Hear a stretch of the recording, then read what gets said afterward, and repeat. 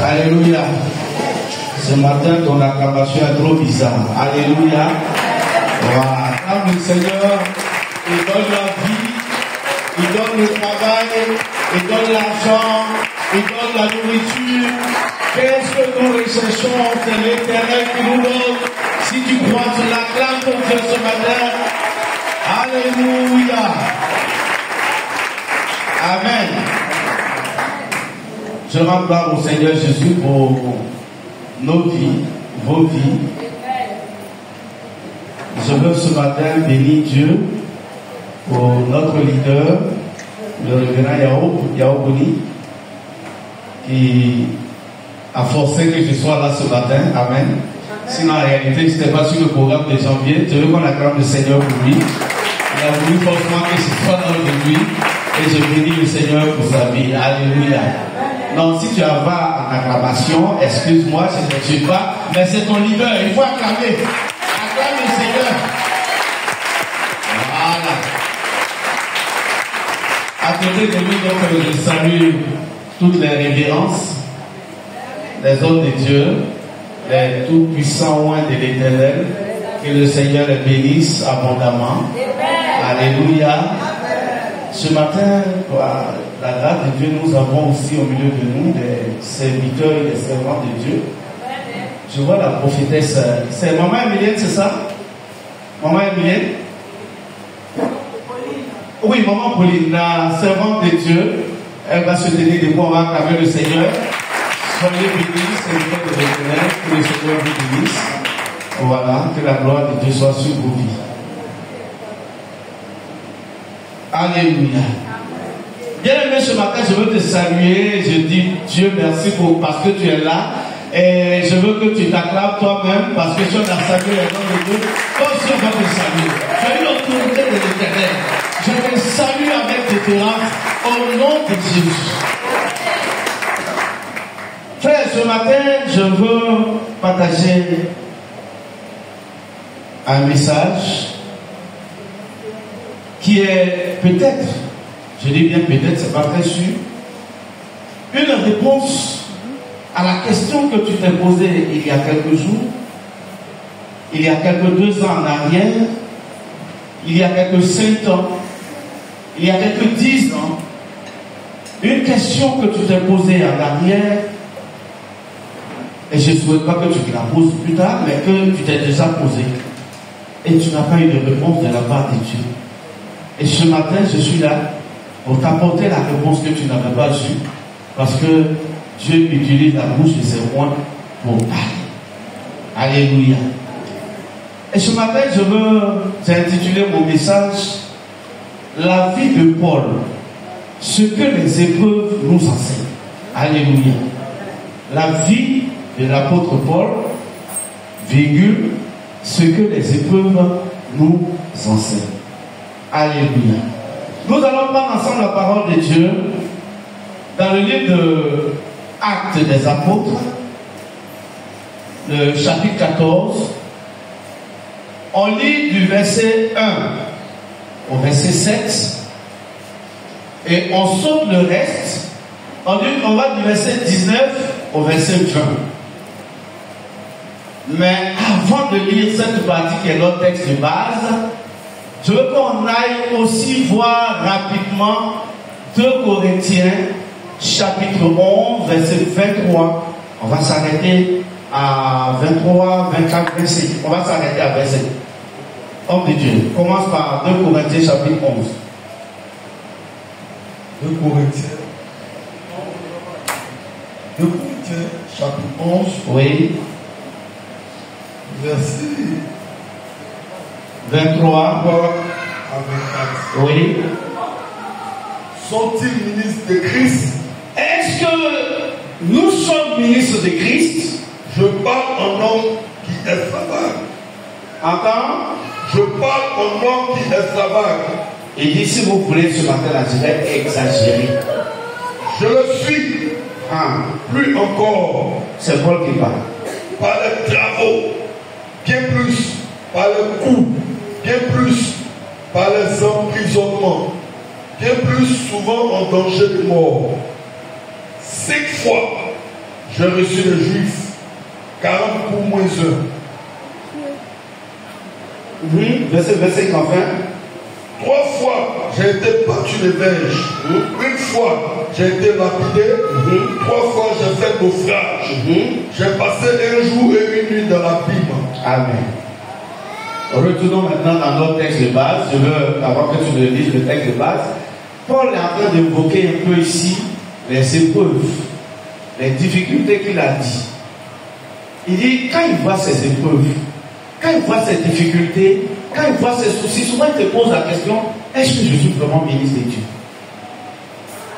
Tout comme toi et moi, souvent, quand on voit ce par quoi nous sommes passés, ce que nous avons traversé, ou même ce que nous sommes en train de traverser, on se pose la question, est-ce que je sais Dieu vraiment? Et pendant des exemples de ce qu'il a vécu, il y a des exemples encore pires devant. Je souhaite que vous lisez jusqu'au verset 31, mais pour la circonstance, on s'arrête au verset 25, et il a montré combien il a souffert. Il dit même, il a fait 1 jour dans la vie, il a été mort même 1 jour. Alléluia. Retournons dans notre texte de base. Acte 14, verset 1. Acte 14, verset 1 à 7, et puis on saute et on va du verset 19 à 20. À Icône, Paul et Barnabas entrèrent ensemble dans la synagogue des Juifs. Et ils parlaient de telle manière qu'une grande multitude de Juifs et de Grecs crurent. Et ceux des Juifs qui ne crurent point excitèrent et aigrirent les esprits des païens contre les frères. Ils restèrent cependant assez longtemps à Icône, parlant avec assurance, appuyé sur le Seigneur, qui rendait témoignage à la parole de sa grâce et permettait qu'il se fît par eux mêmes des prodiges et des miracles. La population de la ville se divisa. Les uns étaient pour les Juifs, les autres pour les apôtres. Et comme les païens et les Juifs, de concert avec le chef, se mettaient en mouvement pour les outrager et les lapider. Paul et Barnabas, en ayant eu connaissance, se réfugièrent dans les villes de la Lycaonie, à Lystre et à Thèbes, et dans la contrée d'alentour. Et ils y annonçaient la bonne nouvelle. Verset 19 à 20. Alors, survinrent d'Antioche et d'Icône des Juifs qui gagnèrent la foule, et qui, après avoir lapidé Paul, le traînaient hors de la ville, pensant qu'il était mort. Mais les disciples l'ayant entouré, il se leva et entra dans la ville. Le lendemain, il partit pour Thèbes avec Barnabas. Amen. Seigneur, je te rends grâce pour ta parole. Merci ce matin pour tout ce que tu as fait pour nous jusqu'à cette heure. Nous voulons te recommander ce moment. C'est toi qui parles, ce n'est pas un homme. Nous ne sommes pas venus écouter un homme, mais nous sommes venus t'écouter, Saint-Esprit. Ce matin, je prie que tu parles au cœur de tes enfants. Oh Père, je prie que ce matin, nous soyons là pour t'écouter. Prends le contrôle de tout chose. Dispose tout chose, Seigneur. Que tout esprit méchant se taise ce matin au nom de Jésus. Tout esprit qui va empêcher tes enfants d'écouter ta parole se taise ce matin au nom puissant de Jésus. Père, merci. Glorifie ton nom au nom de Jésus. Amen. Bien-aimé dans le Seigneur, c'est l'histoire de l'apôtre Paul. L'apôtre Paul que tu connais bien, que je connais bien. Permets qu'en introduction, je parle un peu de sa vie pour mieux nous permettre de nous comprendre.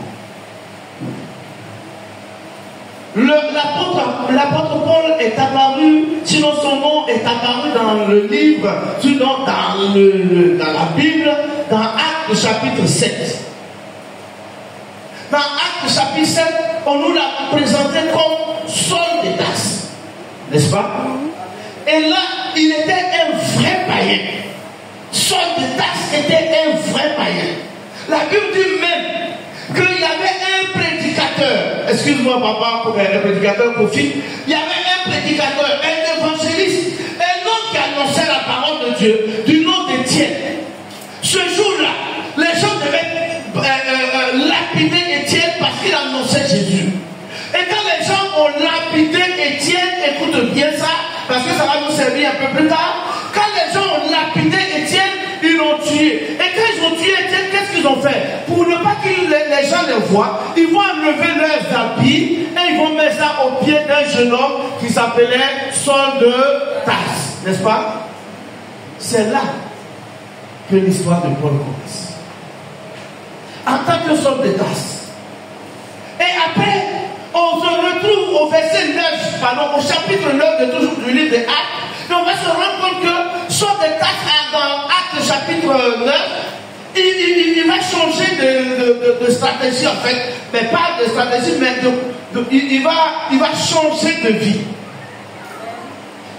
Dans le chapitre 9, à partir du verset 9, la Bible dit il était rempli de rage contre les chrétiens. Donc Paul voulait tuer les chrétiens et il partait à Jérusalem.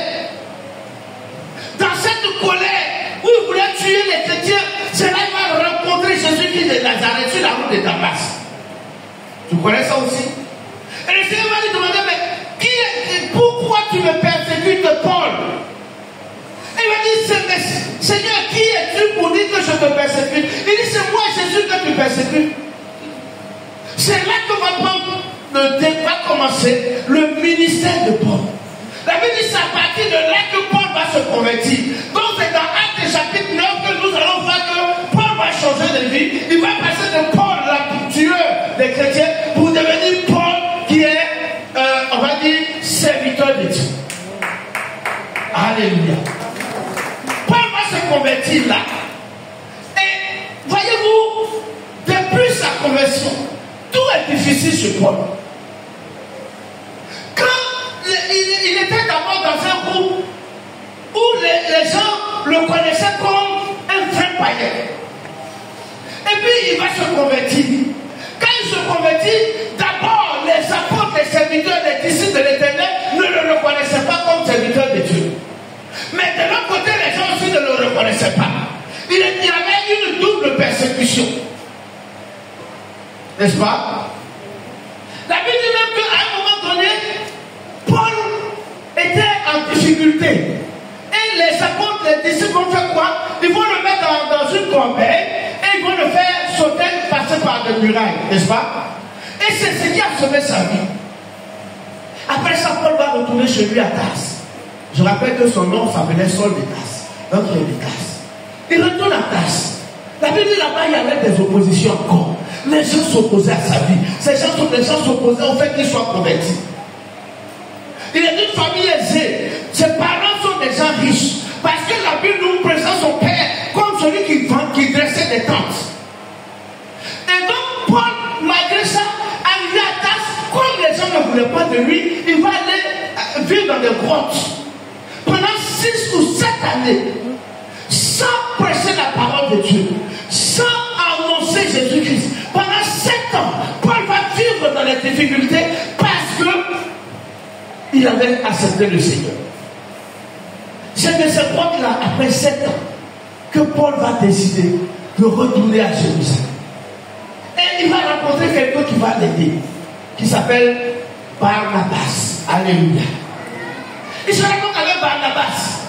Et c'est à ce même moment qu'à Antioche, le ministère avait commencé à prospérer, à fleurir.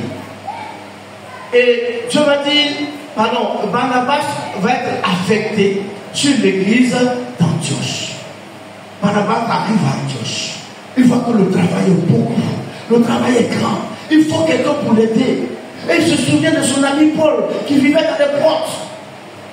Barnabas va aller chercher Paul. Les deux vont se mettre au travail à Antioche. Est-ce que quelqu'un suit mon histoire? Histoire. Donc c'est comme ça, Barnabas va pour dire viens m'aider. Les deux s'en vont à Antioche. Arrivé à Antioche, l'œuvre va commencer. Nous sommes au chapitre 13 maintenant. Pour ceux qui lisent le livre des Actes des Apôtres. Au chapitre 13, ils étaient 5 pour l'église d'Antioche. Et là maintenant, on appelle même Niger. Bon, ils étaient 5 à l'église d'Antioche. Et puis, là-bas, Dieu va dire quelque chose. Il dit, mettez-moi à part Paul et Barnabas pour l'œuvre à laquelle je les ai affectés. Donc, à partir de cette parole, Paul ne sera pas Paul d'une église, mais Paul devient un missionnaire international.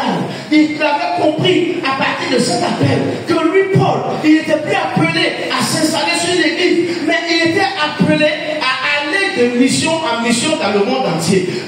J'ai fait des recherches. On dit que Paul est l'homme qui a parcouru le plus le monde des kilomètres pour annoncer la parole de Dieu.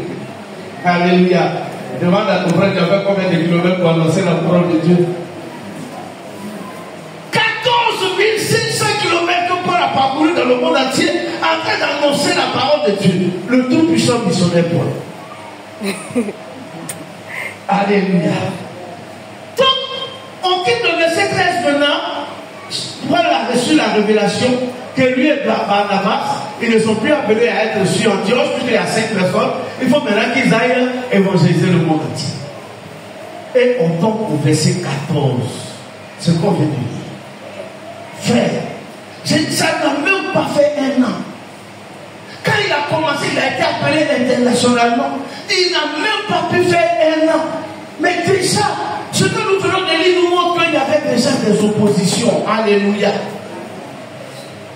Bien, mais ce matin, je suis venu te dire que si dans ta vie il y a des oppositions, si dans ton service il y a des oppositions, si dans ton travail il y a des oppositions, il y a des complots contre ta vie, ce n'est pas fortuit, c'est parce que tu es le choisi de Dieu. Paul était le choisi de Dieu, il était le roi de Dieu, mais déjà il y avait des oppositions sur sa vie. Alléluia. Quand nous retournons dans le chapitre 13, nous comprenons quoi? Que Paul a été victime d'un complot. Quand nous allons encore plus loin, dans Actes chapitre 23, je crois bien, on se rend compte qu'il y a eu un complot contre Paul. Et ce jour-là, les gens voulaient le lapider. Mais il y avait l'enfant de la sœur de Paul qui avait appris que les gens devaient le tuer. Et Paul va fuir. Bien-aimé, si tu as une onction, si tu es loin, sache qu'il y aura toujours des oppositions autour de toi. Si tu as une onction, quand je dis une onction, ce n'est pas forcément onction de l'église, mais dans ton travail, Dieu peut te donner une onction d'être le meilleur. Dans ton activité, Dieu peut te donner une onction d'être célèbre. Dans tout ce que tu fais, Dieu peut te donner une onction qui te qualifie. Mais je vais te dire, si Dieu te qualifie, attends-toi aux oppositions, parce que c'est l'essence même de l'onction. Paul a été déjà attaqué avant un an. Mais quand nous lisons Somme chapitre 2 à partir du verset 1, la naissance de Jésus-Christ nous était déjà contestée. Si tu es contesté, je t'annonce que Jésus-Christ lui-même était contesté. Parce que tout le monde savait qu'il venait avec une onction particulière pour le monde entier. Ce matin, je veux parler à quelqu'un qui sent des contestations autour de lui, qui sent des oppositions autour de lui, quelqu'un qui pense que les gens sont en train de comploter contre toi. Et regarde, ce n'est pas parce que tu es méchant, ce n'est pas parce que tu es mauvais, mais c'est parce que c'est toi que Dieu a choisi. C'est parce que c'est toi qui portes une option supérieure. C'est parce que c'est toi qui as une grande option. L'opposition.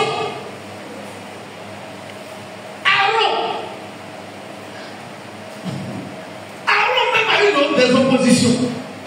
La Bible dit, les gens, Dieu les a créés, ils vont envoyer vos bâtons, donner à Moïse. Celui dont le bâton fleurira est celui que j'aurais choisi. Et ils vont donner leur bâton à Moïse. Et quand ils ont déposé les bâtons, Moïse a déposé les bâtons, le lendemain matin, quand Moïse revenait, il s'est enterré. Et je précise, il a même dit que chacun met son nom sur son bâton. Donc c'était des bâtons bien anonymés. Mais il s'arrive, il se rend compte que le bâton d'Aaron avait déjà fleuri. Mais les gens ont commencé à contester Aaron parce qu'ils se disent quoi? Ils se disent que c'est parce que Aaron est le frère de Moïse que son bâton a fleuri. Ce matin, je suis venu t'annoncer. Toi qui penses qu'il y a des complots autour de toi. Toi qui penses que les gens t'abandonnent. Toi qui penses que tu es délaissé. Toi qui penses que tu es sujet à des oppositions. Ce matin, je suis venu te fortifier pour dire ce que tu as vécu. Ce que tu vis, c'est qu'il y a des gens. Dieu lui-même a vécu ça. Jésus a vécu ça. Il y aura toujours des oppositions. Les 3 frères de Daniel, jetés dans la fournaise ardente, par l'opposition, les gens créaient un complot contre eux pour les jeter dans la fournaise ardente. La Bible dit dans la fournaise ardente, il y avait une 4e personne. Il y avait le feu. La fournaise était très très surchauffée. Mais il y avait une 4e personne. Le roi m'a dit, quand il a vu le lendemain, il dit j'ai vu 4 personnes. La 4e personne avait l'aspect d'un fils de Dieu. Alléluia. Et le roi m'a dit, fais sortir Abednego, fais sortir Meshach, fais sortir Shadrach. Mais il a vu 4 personnes. Pourquoi il demande qu'on fasse sortir toi?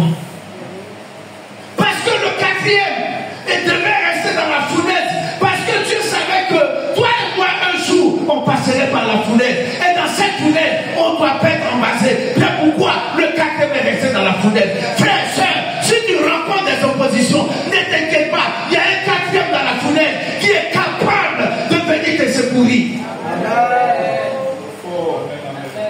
Frère, donne-moi un peu de mouchoir, s'il te plaît. Dieu ne fait rien par hasard. Il permettra qu'il y ait des oppositions dans ton travail. Il permettra qu'il y ait des oppositions dans ta vie. Il permettra même dans ta famille que les gens s'opposent à toi. Mais Dieu, il va permettre toujours que tu sortes vainqueur. Amen. Ce matin, je déclare que devant toute opposition, tu sortiras vainqueur. Non, tu n'as pas bien entendu. Je déclare en tant que serviteur de Dieu que toute opposition, quelle que soit sa provenance, tu sortiras vainqueur, tu sortiras victorieux au nom de Jésus. Alléluia. Là où il y a l'onction, il y a forcément opposition. Là où tu as l'onction, les gens vont forcément s'opposer à toi. C'est pourquoi, dans ton travail, dans ton service, tu vas entendre des murmures. Mais sache, ces oppositions, Dieu les permet parce que tu es le choix de Dieu. Amen. Alléluia. Le roi David a été roi pas une seule fois, mais David a été roi jusqu'à 3 fois. Mais chaque fois que David est roi, il y a opposition. Chaque fois que David est roi, il y a opposition. La première fois, David a été roi au milieu de ses frères. Mais lorsque on quitte là, le prochain chapitre où on voit l'histoire de David, c'est dans le livre toujours de 1 Samuel, au chapitre 17. La Bible dit, il y avait déjà Goliath. Ce matin, je veux parler à David dans cette salle. Je veux parler à David dans cette salle. Ton onction va envoyer des Goliaths en face de toi. Mais rassure-toi, ta pierre va détruire ces Goliaths. Ta pierre va détruire ces Goliaths. C'est ta pierre, David, ce matin, ça doit se parler. Quelle que soit l'opposition, Dieu te donne la victoire. Parce que la pierre que Dieu te donne ce matin, c'est une pierre qui va détruire toutes les inimitiés au nom de Jésus. David, après ça, il a été moins venu une 2e fois. Là, on l'a oué dans la famille. Mais en même temps qu'on l'a oué David dans la famille comme le roi, il y avait un certain Abner qui va susciter un autre et qui va le ouer aussi là-bas par opposition à David. 2e option, 2e opposition. 3e option de David. David a été oué comme roi de Jérusalem. C'est dans le livre de 2 Samuel, à partir du 2 Samuel chapitre 5, à partir du verset 3. Mais quand David a 3e verset, 4e verset, au 6e verset, on dit à David, tu ne rentreras pas à Jérusalem, car les boiteux et les aveugles vont te chasser. C'est pas ça? David, 3 fois moins, 3 fois opposition. Tu es un David. Tu es un David ce matin. Ne crie pas devant les oppositions. Tu auras 10 oppositions, tu vas avoir 10 victoires. Tu auras 20 oppositions, tu vas avoir 20 victoires. Tu auras 2 oppositions, tu vas avoir 2 victoires. Quand je vois, je me rends compte que l'onction ne vient pas après les oppositions, mais l'onction vient toujours avant les oppositions. Parce que Dieu te donne son onction, Dieu va te défendre. Alléluia. Excusez-moi, c'était mon introduction qui a pris assez vite. Il y a quelqu'un qui dit, et la première partie alors.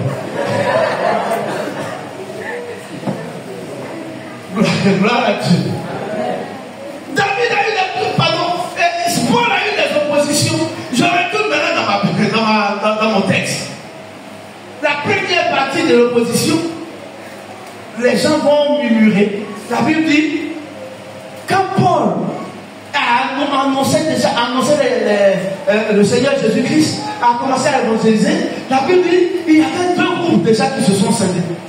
Il y avait le groupe des Juifs et des païens, et puis il y avait le groupe des apôtres. Les apôtres, ils ont combien? Ils sont petits. Par contre, les Juifs et les païens étaient plus nombreux. La Bible dit, ils étaient 40 contre le seul Paul. Mais Paul était toujours avec Barnabas. Et la Bible dit, Paul et Barnabas vont être informés de ce complot. Alléluia. Frère, il y a dans ta vie où Dieu t'informera des complots que les gens formeront contre toi. Regarde, les gens vont former des complots. Ils vont dire, mais elle va se désolidariser. Il viendra vers toi pour te dire, voilà ce qu'on a train de dire dans le secret. Cet homme-là, c'est Dieu qui l'a envoyé parce que Dieu veut t'épargner. Ce matin, je lève la main pour attaquer serviteur de Dieu.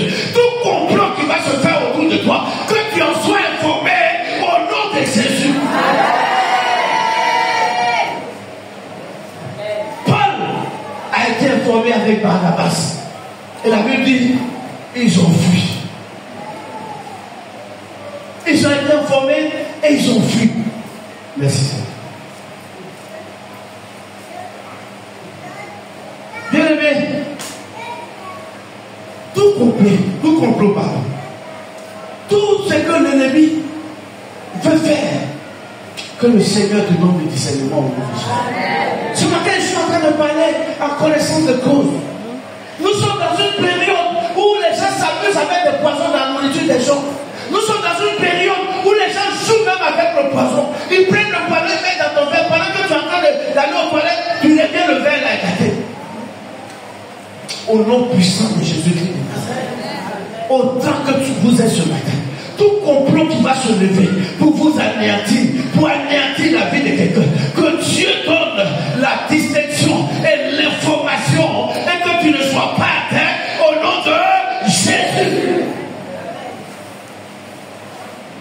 Alléluia. Paul et Barnabas ont appris qu'il y avait un complot contre eux. Ils ont fui. Que Dieu te permette de déjouer tout complot que l'ennemi va apporter dans ta famille, dans ton village. Tout complot que les sorciers sont en train de faire pour te voir dans la souffrance, pour que tu perdes ton travail. Ce matin, je déclare, Dieu va te donner la révélation et tu seras informé. Et rien ne t'arrivera parce que Dieu sera avec toi. Alléluia. Quelque part, j'ai fini la première partie. La deuxième partie. Et ce qui m'étonne, Dieu a donné que Paul et Barnabas soient informés, ils ont fui. Mais allons au verset 19, pardon, c'est bien, il faut lire verset 19 à 20 là, si tu n'as pas fermé ta Bible. 19 à 20, il faut répéter, on va voir. De 1 à 7, on se rend compte que Paul et Barnabas ont été informés du complot et ils ont fui. Dieu merci, ils ont fui. Et ils sont allés de l'autre côté pour parler de Jésus, pour évangéliser. 19. Alors, survint d'Antioche et d'Icône des Juifs qui gagnaient la foule. Et qui, après avoir lapidé Paul, ils ont lapidé Paul. Ils ont traîné Paul de la ville. Au bord de la ville. Pensant qu'il était mort. Ils ont même pensé qu'il est mort. Mais les disciples, l'ayant entouré, il se leva et entra dans la ville. Le lendemain, il partit pour Derbe avec Barnabas. Oui. Alléluia. Gloire à Dieu. Nous parlons de qui? De Paul. La première fois, il y a eu une preuve. Dieu a permis que Paul soit informé. La Bible dit dans Actes chapitre 23, comme je l'ai dit, 23, c'était pas 22, c'est 23, du verset 12 au verset 16, il a été informé du complot que les gens ont fait contre lui et il a fui. Mais voilà au verset 19, le même Paul qui a fui. Voilà que les Juifs ont lapidé. Et Dieu. Je me suis posé la question, où était Dieu? Est-ce que Dieu était distrait? Est-ce que Dieu avait oublié? Mais sachez que Paul, là, Dieu lui parle en vision claire. Ce n'était pas n'importe qui. Frères et sœurs, c'est la même question que nous nous posons souvent quand le malheur nous arrive. Souvent Dieu permet que le malheur nous sépare. C'est le premier cas que nous avons parlé tout à l'heure. Mais aussi il y a des moments où Dieu permet que la pierre de celui qui nous lapide nous atteigne. Alléluia. Sœur, frère, certainement tu es là, tu te poses la question. Seigneur, pourquoi ça a été moi? Seigneur, pourquoi ça a été moi? Pourquoi c'est moi qui ai perdu les choses? Pourquoi c'est moi qu'on a volé? Pourquoi c'est moi qui ai perdu mon enfant? Pourquoi c'est moi? Pourquoi c'est moi? Aujourd'hui on se pose autant de questions. Seigneur, pourquoi? Mais dans la vie, Dieu permettra, pardon, que la pierre de celui qui lapide nous atteigne. Mais ce n'est pas parce que Dieu ne nous aime pas. Alléluia. Paul est avec Silas. Je vais passer par là pour terminer. Paul était avec Silas. Mais le jour où les gens le lapident, on dit on l'a lapidé. Et puis on l'a traîné. C'est pas on a soulevé, on l'a traîné. Mes amis à toi, ils sont là, ils vont faire des additions en quoi. On l'a traîné comme ça. Puis on l'a jeté, on dit oh, là. Non, lui, il est mort. C'est fini. Tellement c'était mortel. Tellement c'était difficile, même qu'il a perdu même connaissance. Les gens disent non, arrêtez de lapider, non, lui là. Il est déjà mort. Pourquoi? Parce que c'est comme ça qu'ils ont tué Étienne. Ils ont lapidé Étienne jusqu'à qu'ils l'ont traîné. Jusqu'à ce qu'ils arrivent à la sortie de la ville, Étienne était mort. Étienne a dit Seigneur, reçois mon âme. Et ils ont traîné Paul. Il était avec Barnabas, en train d'évangéliser. Ce jour-là, c'est Paul seul qui a été traîné et presque mort. Je me suis posé la question, Seigneur, mais et Barnabas, il était où? La Bible va plus loin. Le lendemain, Paul et Barnabas vont continuer leur évangélisation. Si moi je ne voyais pas Barnabas, toi tu es grec. Toi tu étais où pour me tuer? Alléluia. Frère, je veux t'annoncer ce matin que dans la vie de tout chrétien, ton combat est ton combat. Et tout le monde a un combat, mais ton combat est personnel. Les gens ne sont pas obligés de partager ton combat. Quand tu as ton combat, c'est ton combat. Ton combat n'est pas le combat du voisin. Ton combat n'est pas le combat de ton pasteur. Mais ton combat, c'est ton combat. Affronte ton combat. Ne regarde pas les autres. Pourquoi il m'a insulté hier? C'est à cause de lui que ça m'est arrivé. Comme il a mal prié contre toi, il n'a pas mal prié contre toi. Mais je suis venu te dire ce matin, ce qui t'arrive, c'est ton combat. Ton combat est ton combat. Lève-toi et combat ton Goliath sans regarder les murmures des autres. Paul a affronté son combat seul. C'est lui seul qu'on a lapidé. Barnabas était avec lui. Certainement, Barnabas a su avant, il a fui. Mais Dieu a permis que son oint, Paul, soit touché. Oh, Dieu a permis que son oint soit touché. Mais si Dieu permet que son oint soit touché, c'est pour une raison. Alléluia. C'est pour une raison que Dieu permet que son oin soit touché. Parce que tout combat que Dieu te permet, ce n'est pas pour te détruire, mais c'est pour te restituer quelque chose. Alléluia.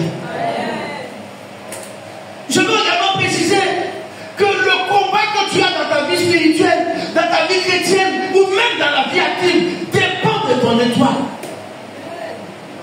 Alléluia. J'aime souvent citer l'évangéliste biblique. Il dit, c'est pas tous les manguiers. Souvent rit. C'est pas tous les manguiers qu'on lapide. Ça va ce que tu dis. Voilà. C'est pas tous les manguiers qu'on lapide, frère. Frère et soeur. C'est pas tout le monde qu'on attaque. C'est parce que ton étoile est puissante. C'est parce que ton étoile est grande. C'est parce que ton onction est puissante. C'est à cause de ton onction que les gens vont s'opposer. N'aie pas peur. Parce que Dieu qui t'a donné cette onction, il est encore dans la fournaise. Il t'attend pour te délivrer. Alléluia. Ce matin, je suis venu t'annoncer. Tu seras accablé. Mais tu ne vas pas mourir. Les complots vont t'accabler, mais tu vas sortir victorieux. Les gens ont tué Étienne, ils l'ont traîné, ils l'ont jeté, il est mort. Ils ont vu Paul, ils ont pensé la même chose, ils ont tiré, ils l'ont traîné, ils pensaient qu'ils allaient mourir. Mais ils ne connaissent pas Dieu. Alléluia. Frères et sœurs, ce qui a tué Étienne ne te tuera pas. Ce qui a tué Étienne ne va pas te tuer. Ce qui a tué un membre de ta famille ne va pas te tuer. Ton sang est puissant. Tu as le sang de Jésus-Christ de Nazareth. Ce qui a tué les membres de ta famille ne va pas te tuer. N'aie pas peur. N'aie pas peur. C'est Étienne qu'ils ont tué. Mais toi, ils ne vont pas te tuer. Frère, ce qui a tué Étienne ne te tuera pas.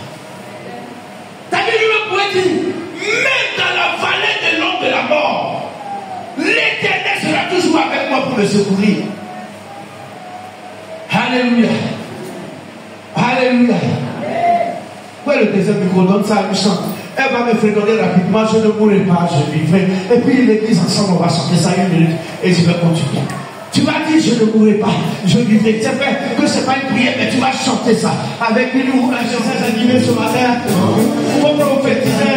Il faut déclarer de ta bouche que tu ne mourras pas. Tu vas adorer. Chante ce matin. Je ne mourrai pas. Non, je ne mourrai pas, je vivrai. Chanson. Non, je ne mourrai pas, je vivrai.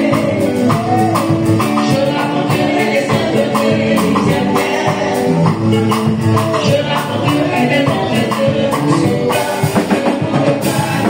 Non, je ne mourrai pas, je vivrai. Non, je ne mourrai pas, je vivrai. Tu vivras au nom de Jésus. Tu vivras. Je serai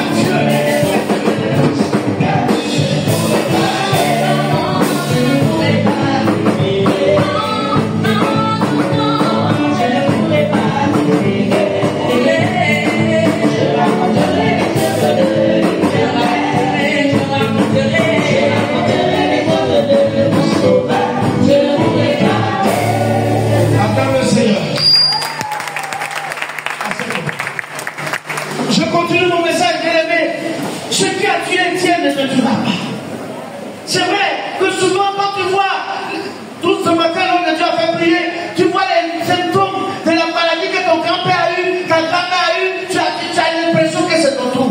Ce matin je suis venu t'annoncer que ce qui a tué Étienne ne va pas te tuer. Étienne a été traîné, Paul a été traîné.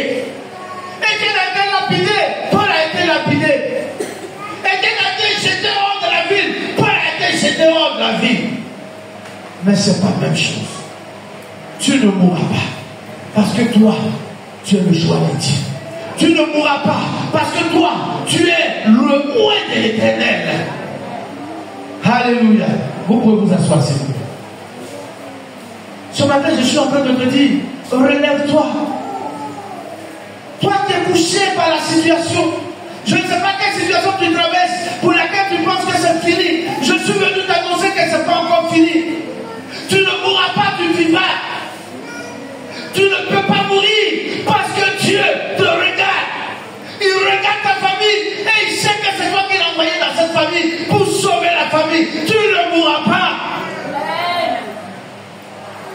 Alléluia. Et puis, la Bible dit, quand ils ont laissé Paul, Paul se relève et Paul retourne dans la vie. Aïe. Je dis, mais Paul, il est fort, hein? Si c'est moi une mesure de lui, elle fuit. Mais Paul se relève et Paul retourne dans la vie. Pourquoi? Parce que Paul est venu leur montrer que vous avez pensé que je suis mort, je suis encore vivant. Ce matin, je veux t'annoncer que tous ceux qui ont médité ta mort, ils auront honte quand tu vas apparaître en public. Ceux qui pensent que tu es mort, ceux qui méditent ta mort, ils auront honte. Parce que celui que tu as, ce n'est pas n'importe qui. Paul est retourné dans la ville, là où il a été humilié, là où il a été lapidé. Là où les gens t'ont lapidé, Dieu va te relever. Là où les gens t'ont abandonné, Dieu va te relever. Là où les gens t'ont humilié, ils t'ont vraiment fait, ils ont fait en sorte que toi-même, quand tu regardes la vie, tu penses que tu es sien. Je prie que ton Dieu que tu sers va te relever et tu retourneras dans le lieu. Ils verront la gloire de Dieu et ils vont changer de langage. Paul n'a pas fui. Il est retourné dans la ville pour dire oui, moi que vous avez aimé, je suis encore vivant.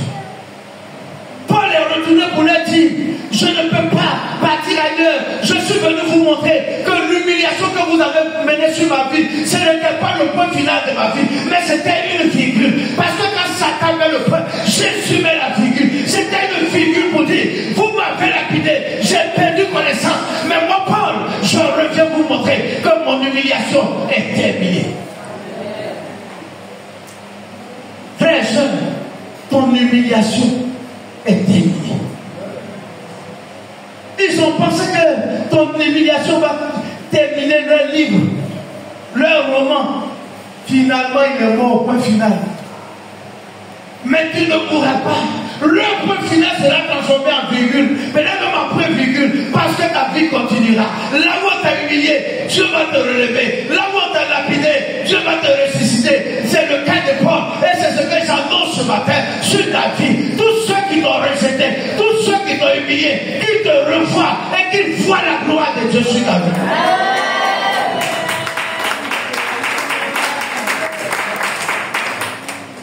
Alléluia. C'est trop parlé. Je vais terminer par l'action des disciples. La Bible dit, les disciples sont venus entourer Paul. Et Paul s'est relevé.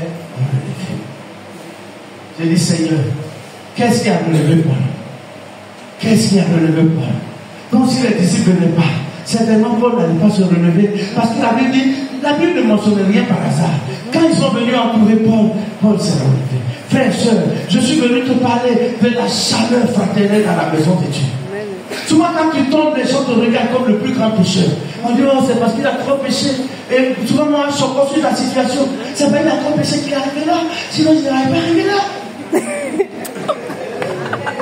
Alléluia. Amen. Dieu a besoin de la chaleur. Ton frère a besoin de la chaleur. Ta soeur a besoin de la chaleur. La chaleur fraternelle, c'est ce qui ressuscite le chrétien. C'est ce qui relève le chrétien. N'abandonne pas ton frère pendant qu'il est dans la souffrance. Alléluia. Oui, les gens sont experts dans ça. Quand tu souffres, on va trouver tous les arguments sur toi. Oui, puisqu'on est surtout dans l'église, on pense que c'est toujours le péché qui est responsable de ce qui nous arrive. Mais ce n'est pas le péché. Dieu peut permettre ces choses pour glorifier son nom, comme il a glorifié son nom dans la vie de Dieu. Alléluia. Ce matin, je veux que tu te lèves. Et ensemble, on va terminer par une prière. Tu vas demander au Seigneur, le Dieu qui relève, le Dieu qui ressuscite, le Dieu qui bénit, le Dieu qui protège, que toute situation dans laquelle tu vis, que Dieu soit avec toi. Prie ce matin. Demande au Seigneur, quelle que soit la situation, quelle que soit la difficulté, je veux que tu sois avec moi et que tu me parles, que tous ceux qui ont médité le mal contre moi, qu'ils voient que tu es Dieu. Prie le Seigneur ce matin.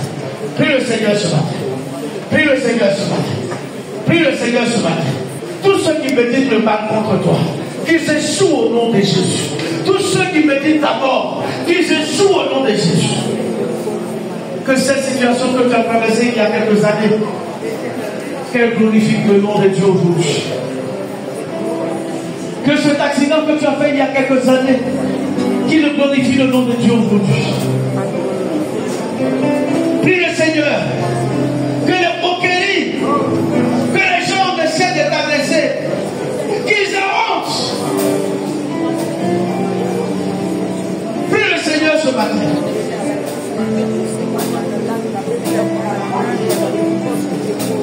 Prie le Seigneur ce matin.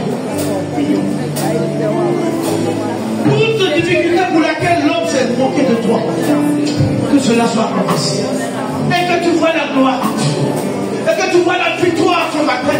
Et que cette victoire te qualifie. Parce que Dieu est avec toi. Merci Seigneur. Que la gloire te revienne au nom de Jésus. Amen.